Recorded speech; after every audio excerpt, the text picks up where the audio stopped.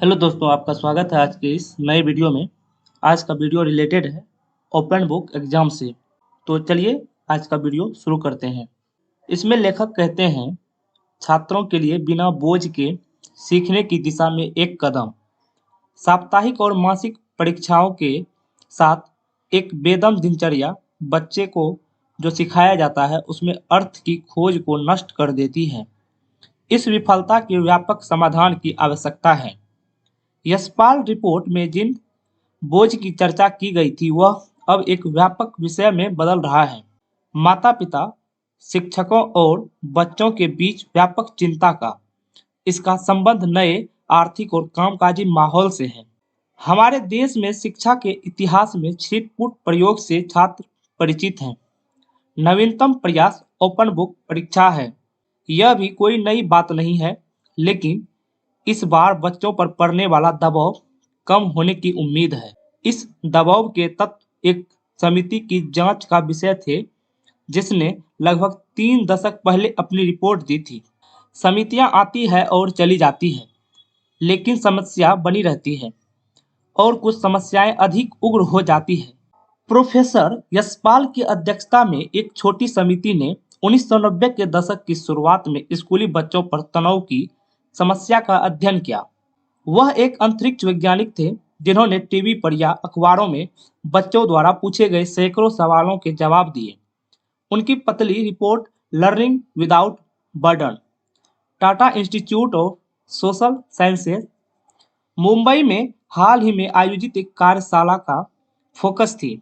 प्रतिभागियों ने इस बात पर बहस की कि वर्तमान समय में बोझ शब्द को कैसे परिभाषित किया जाना चाहिए। क्या यह कम हुआ है, बढ़ा है या इसमें परिवर्तन हुआ है? यशपाल समिति का गठन उपन्यासकार आर के नारायण द्वारा राज्यसभा में दिए गए एक मार्मिक भाषण के जवाब में किया गया था। वह एक मनोनीत सदस्य थे और यह उनका पहला भाषण था। उसकी भावनात्मक अपील से तात्कालिक उपसभापति नजमा हेपतुल्ला की आंखों में आंसू आ गए। अन्य सदस्य भी बच्चों की दैनिक कठिनाइयों के बारे में नारायण के वर्णन से प्रभावित हुए। नारायण ने इस समस्या को राष्ट्रीय पागलपन करार देते हुए कहा, उनके भारी स्कूल बैग और होमवर्क करने और अतिरिक्त ट्यूशन प्राप्त करने में लगने वाले लंबे घंटों ने उनका बचपन बर्बाद कर दिया है। यशपाल समिति ने इस पागलपन के लिए ज्ञान की गलत अवधारणा और खराब पाठ्यक्रम डिजाइन को जिम्मेदार ठहराया।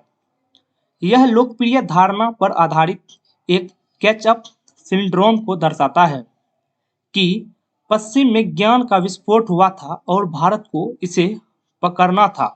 अतार्किक तरीके से डिजाइन किए गए पाठ्यक्रम और पाठ्यपुस्तकें और अल्पनीय शिक्षाशास्त्र कैच-अप सिंड्रोम को बढ़ा देते हैं। इन प्रणालीगत कारकों के अलावा बच्चों को प्रतिस्पर्धी सामाजिक लोकाचार के तनों का भी सामना करना पड़ता है। इसे कम करने के बजाय स्कूल सर्वांगीण प्रतिस्पर्धा मानसिकता को बढ़ावा देकर इसमें योगदान करते हैं। बेहतर परिणाम दिखाने के लिए प्राचार्यों पर प्रबंध समितियों और नौकरशाहों का दबाव रहता है। सिस्टम में जीवित रहने के लिए शिक्षक बच्चों को उच्च स्तर के प्रदर्शन का लक्ष्य रखने के लिए प्रेरित करते हैं। साप्ताहिक और मासिक परीक्षणों के साथ एक बेदम दिनचर्या बच्चे को जो सिखाया जाता है उसमें अर्थ की खोज को नष्ट कर देती है। वे रटने का सहारा लेते हैं और परीक्षा प्रणाली भी इसे बढ़ावा देती है। टीआईएसएस कार्यशाला में वक्ताओं ने हाल ही में प्रकाशित एक खंड का हवाला दिया जो इस प्रश्न की जांच करता है। यशपाल समिति की रिपोर्ट के 1/4 सदी बाद हम कहाँ हैं? इसका संपादन मैथिली रामचंद्र, रितेश खुन्याकारी और अरिंदम बोस ने किया है। योगदानकर्ताओं ने स्कूली पाठ्यक्रम के विभिन्न क्षेत्रों और शिक्षक शिक्षा की स्थिति पर ध्यान दिया है। स्कूली पाठ्यक्रम और शिक्षक शिक्षा में शुरू किए गए सुधारों के तत्वाधान में किए गए कुछ लाभ नोट किए गए हैं।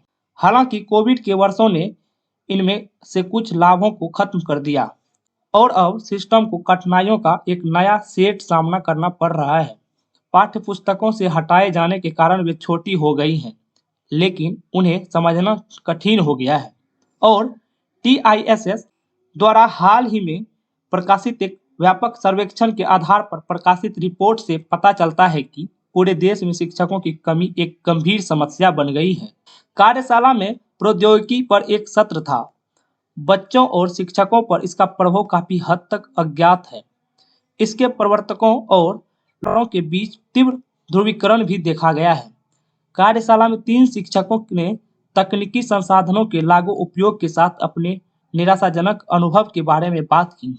एक प्रतिदृष्टिकोण भी प्रस्तुत किया गया। निस्संदेह यशपाल रिपोर्ट में जिस बोझ की चर्चा की गई थी वह अब एक व्यापक विषय में बदल रहा है। माता पिता, शिक्षकों और बच्चों के बीच व्यापक चिंता का विषय। इसका संबंध नए आर्थिक और कामकाजी माहौल से है।